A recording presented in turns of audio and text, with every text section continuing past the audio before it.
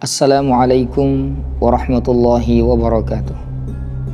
Alhamdulillah, wassalatu wassalamu ala nabiyyina Muhammadin ibni Abdillah wa ala alihi wa sahbihi wa mawalah, amma ba'd.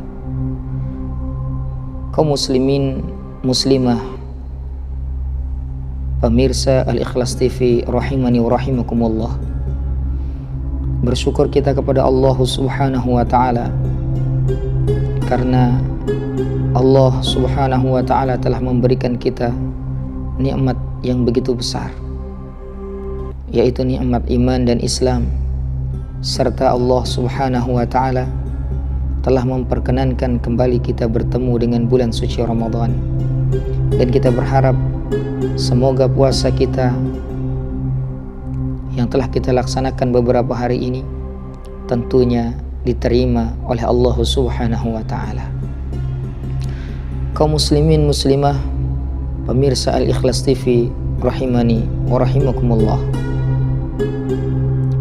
salawat beserta salam semoga selalu tercurahkan kepada Nabi kita Muhammad sallallahu alaihi wa ala alihi wasallam, yang telah mengajarkan kita bagaimana beribadah yang baik di sisi Allah Subhanahu wa ta'ala. Dan tentunya kita sebagai hamba Allah Subhanahu wa ta'ala yang beriman kepadanya ingin atau bercita-cita agar amal kita yang kita persembahkan di hadapan Allah Subhanahu wa ta'ala diterima olehnya. Dan bagaimanakah pedoman Rasulullah sallallahu alaihi wa ala alihi wasallam dalam beribadah puasa? Kaum muslimin, muslimah, pemirsa Al-Ikhlas TV rahimani wa rahimakumullah, yang paling pertama kita perhatikan dalam ibadah puasa, sebagaimana yang telah diajarkan oleh baginda Nabi kita Muhammad sallallahu alaihi wa ala alihi wasallam, adalah niat. Rasulullah sallallahu alaihi wasallam bersabda, innamal a'malu binniyat wa innama likulli imri'in ma nawa. Sesungguhnya setiap amal itu bergantung kepada niatnya, dan setiap perkara akan dikembalikan kepada apa yang telah dia niatkan. Niat merupakan satu perkara yang sangat penting dalam ibadah puasa. Nabi sallallahu alaihi wa ala alihi wasallam sabdakan, wa man lam yujmi'is siyama qabla al-fajri fala siyama lahu. Barang siapa yang tidak berniat sebelum masuknya fajar, maka tidak ada puasa baginya. Artinya puasanya tidak sah. Hadirin pemirsa Al-Ikhlas TV rahimani wa rahimakumullah, niat merupakan satu hal yang sangat penting untuk kita segerakan. Bahkan kita dianjurkan oleh para ulama agar berniat saat selesai daripada melaksanakan qiyamul lail, dengan harapan kita tidak meninggalkan niat tersebut. Juga niat ini kenapa harus dilaksanakan? Karena niat ini akan menjadi pembeda antara satu amal dengan amal yang lain, dan juga niat akan menegaskan akan ibadah yang kita amalkan. Kemudian yang kedua, Nabi sallallahu alaihi wa ala alihi wasallam mengajarkan kepada kita untuk sahur, di mana Rasulullah sallallahu alaihi wasallam sabdakan, tasahharu fa inna fis sahuri barakatan. Makanlah sahur, karena di dalam makan sahur itu terdapat keberkahan. Kaum muslimin yang dirahmati Allah, pemirsa Al-Ikhlas TV rahimani wa rahimakumullah, kenapa makan sahur ini dianjurkan, diperintahkan oleh Nabi sallallahu alaihi wasallam? Karena dengan kita makan sahur, maka stamina kita akan terjaga di saat kita menjalankan ibadah puasa sepanjang hari. Kemudian yang ketiga, yaitu hendaknyalah kita menyegerakan berbuka puasa. Selain Rasulullah sallallahu alaihi wasallam mencontohkan kepada kita untuk mentakhirkan makan sahur, Rasulullah sallallahu alaihi wasallam juga menganjurkan kepada kita untuk menyegerakan berbuka. Rasulullah sallallahu alaihi wasallam sabdakan, la yazalun nas bi khairin ma'ajjalul fitra.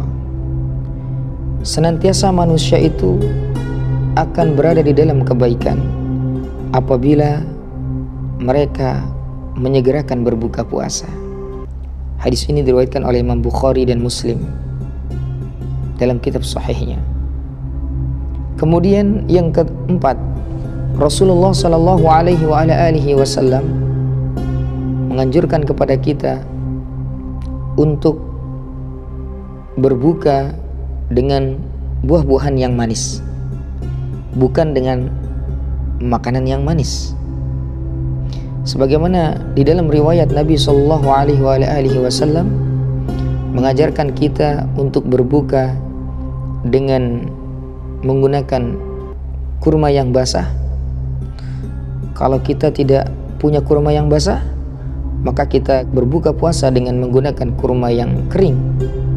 Dan kalaupun itu tidak ada, maka Rasulullah SAW mengajarkan kita untuk berbuka walaupun dengan segelas air putih.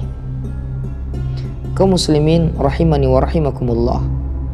Kemudian yang kelima, Rasulullah SAW memberikan pedoman kepada kita agar dalam ibadah puasa kita mampu menjaga daripada lisan. Sebuah ungkapan mengatakan, salamatul insan fi hifzil lisan. Selamatnya manusia adalah tergantung bagaimana dia memelihara lisannya.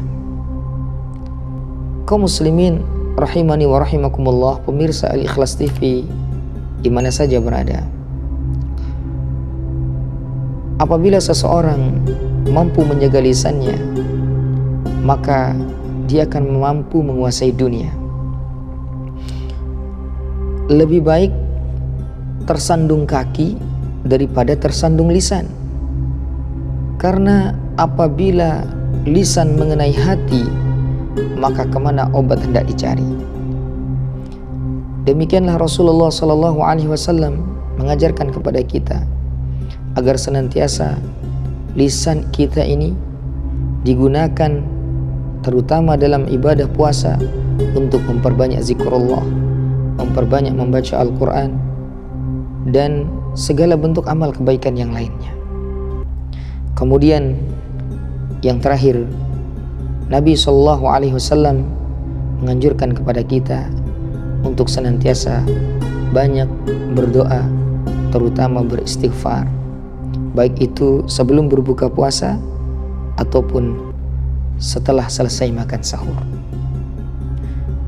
Mudah-mudahan Allah Subhanahu wa Ta'ala memberikan kita taufik agar kita mampu mengamalkan pedoman Rasulullah Sallallahu Alaihi Wasallam dalam melaksanakan ibadah puasa, yang mungkin puasa Ramadan kali ini adalah puasa kita yang terakhir. Namun kita berharap kepada Allah, mudah-mudahan Allah Subhanahu wa Ta'ala memperkenankan umur kita bertemu kembali dengan bulan Ramadan yang selanjutnya. Barakallahu li wa lakum wa li sairil muslimin wal muslimah fastaghfiruh innahu huwal ghafurur rahim. Assalamualaikum warahmatullahi wabarakatuh.